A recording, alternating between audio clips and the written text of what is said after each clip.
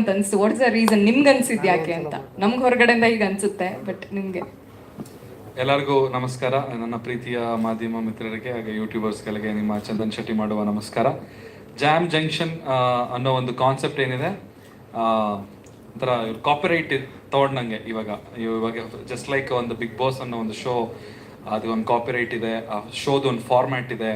ಈ ರೀತಿಯಾಗಿರುತ್ತೆ, ಮನೆಗೆ ಒಂದು 17 ಜನ ಒಳಗಡೆ ಹೋಗ್ತಾರೆ, ಆಮೇಲೆ 100 ದಿವಸ ಮನೆ ಒಳಗಡೆ ಆಟ ಆಡ್ತಾರೆ, ಹೊರಗಡೆ ಬರ್ತಾರೆ. ಇದೇನು ಇದೊಂದು ಫಾರ್ಮ್ಯಾಟ್ ಇದೆ, ಅದೇ ಥರ ಜಾಮ್ ಜಂಕ್ಷನ್ ಅನ್ನೋದೊಂದು ಫಾರ್ಮ್ಯಾಟ್ ಮಾಡ್ಕೊಂಡಿದ್ದಾರೆ ಇವರು.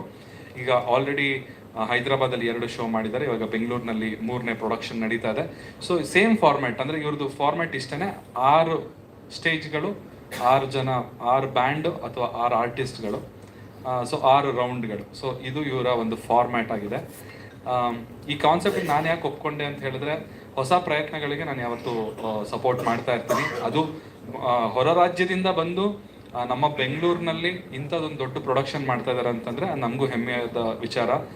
ಅದ್ರ ಜೊತೆಗೆ ನಮ್ಮ ಲೋಕಲ್ ಕನ್ನಡ ಬ್ಯಾಂಡ್ಗಳು, ನಮ್ಮ ಕನ್ನಡದ ಆರ್ಟಿಸ್ಟ್ಗಳನ್ನ ಅವರು ಪ್ರೋತ್ಸಾಹ ಮಾಡ್ತಿದ್ದಾರೆ. ಆ್ಯಂಡ್ ಇಲ್ಲಿ ಒಂದು ಹೊಸ ಪ್ರಯತ್ನ ನಡೀತಾ ಇದೆ.